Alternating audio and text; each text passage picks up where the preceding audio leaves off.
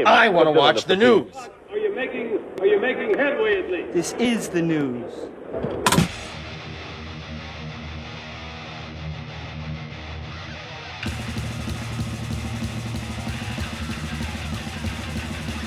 Schmack-a-magob, it's time for the only news that matters.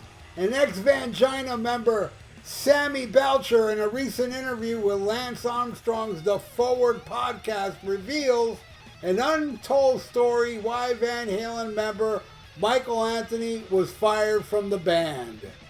This is what Sammy said. He said, "It seems as this is me being way far removed from this, but the way they treated my wife, Michael Anthony," and that was when Ed wasn't right, and that's all there is to it, because Eddie is not a bad guy. Eddie is one of the sweetest people I've ever met. However, at times, he was really gone. Ed went through a real dark time, I'm telling you. Dark. Eddie wanted to play with his son. I don't blame him. Hey, I got my son on tour. He opens up for my band, you know? That's what you do. You don't fire the best bass background singer in the world to bring your son, because that's hard on your son. It's not fair for your son. I don't think anyway. What the hell is this idiot talking about? Isn't it Eddie's son, the one that made Dave come back, made that farewell tour? Wasn't he behind the whole thing? He had no problem being their bass player. And, here's Sammy again with his bashing Eddie after Eddie died, where he said he wouldn't do it anymore. And, I feel bad for what I wrote in my book, and I really feel bad. I'm not going to talk bad about Eddie no more. And here he is. Yeah, it was a dark time for Eddie, man. You know? There are two sides to every story, and Sammy slamming Ed for his addictions in his tell-all book to try to sell more books. Not a move a true friend does. But Sammy is supposedly all about the money and always has been. The Van Halen brothers rightfully resented Mike for choosing Sammy, in my eyes, you know? Am I saying they treated Michael right? No. I mean, I know, reading Noel Bunk's book, they screwed him over back in 1984. You know, starting in 1984, Michael was not making as much as Dave and the Van Halen brothers, because if you remember back then, you look at the albums, Michael got credit on every song, you know? So it was, they're saying, no, you know what? No. Yeah, at the height with 1984. So yeah, they screwed over Mike, and Mike was a nice guy. They did a lot of fucked up shit to Mike. So, you know, Ed firing Mike for, you know, touring with Sammy Belcher, I don't see nothing wrong with that. I mean, what the hell? All right, I'm touring with Sammy Belcher. When you need me, Eddie, give me a call, because my loyalty's to Van Halen. You know how Michael was that way. I mean, Jesus, even with the pay cut that they gave Michael Anthony, he still will be making way more than being the touring bass player for Sammy Belcher. You know, I mean, they're not playing arenas or anything. Where Van Halen, definitely arenas. So, you know, he'll be making way more than Sammy's current, you know, live situation, where he claimed he was selling out all arenas. Van Halen was selling out in '84. Well, what happened? What happened? Why can't you sell out all arenas that you were selling out before with Van Halen? Why couldn't you do that? Why can't you do that now? Huh? Because he wasn't selling out all arenas Van Halen was playing, and he claimed that Van Halen taped off arenas. Every time I saw Van Halen from 1980 to 1984, every show was sold out. It was packed. This guy's full of it, man. I would love Alex Van Halen to set his record straight for that, you know, side to talk about. Because there's two sides to every story. There's the bullshit side from Sammy Belcher, And it may be bullshit from Alex, I don't know. But I'd like to hear at least something. Out of all this talk this guy's been doing for well over a decade of Alex Van Halen won't talk to me, and, Edward went through a dark time, and it wasn't right what he did to Michael, and, way after his book, where he slammed them, and his addictions, and after that, year after year after year, this guy continues to call out Alex Van Halen. Man, the right thing to do is Alex to say, yo, this is why I won't talk to you. And there may be more reasons than the obvious reason. What you wrote in your book, you idiot. I don't want to be a friend. No true friend does that to somebody. No, it's just impossible. You don't do that to a good friend. Air his dirty laundry in your book. Unless you wanted money for it.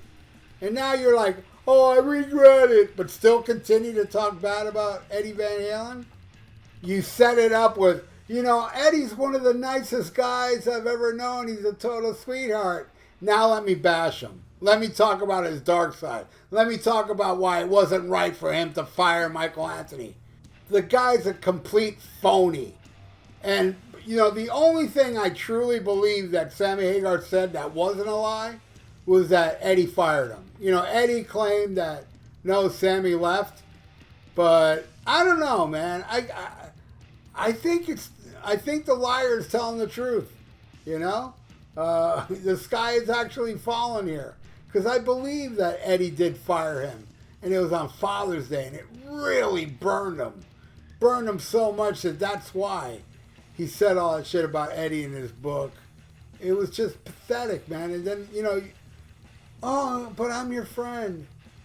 Even Dave, the things Dave said in his book was nowhere near as vicious as what Sammy said.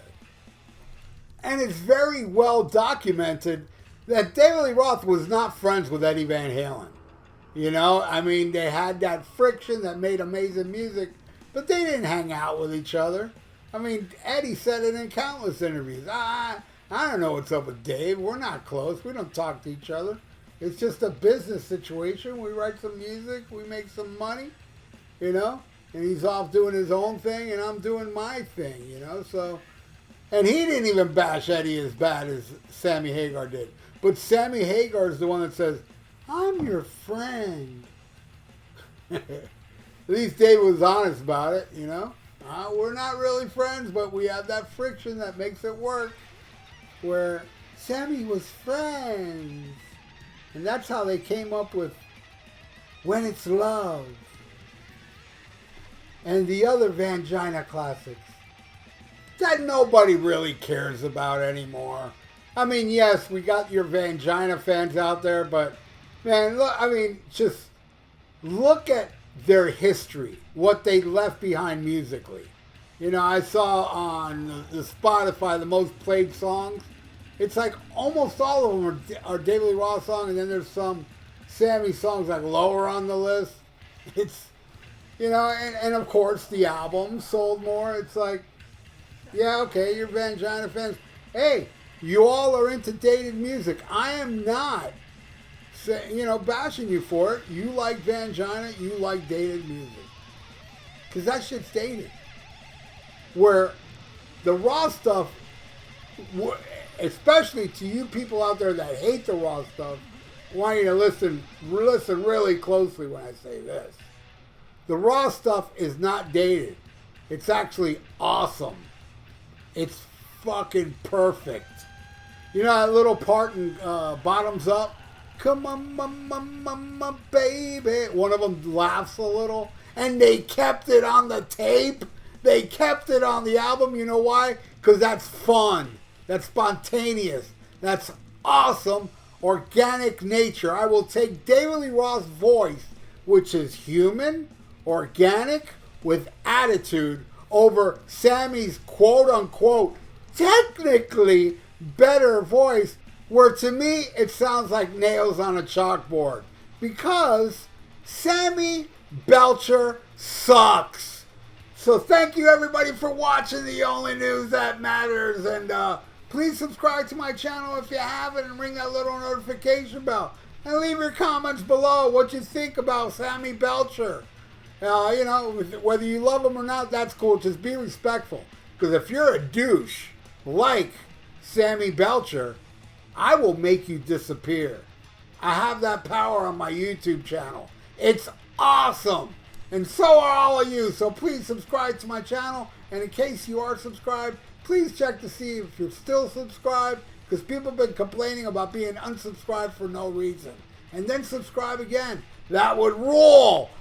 Unlike Sammy Belcher. Because he sucks.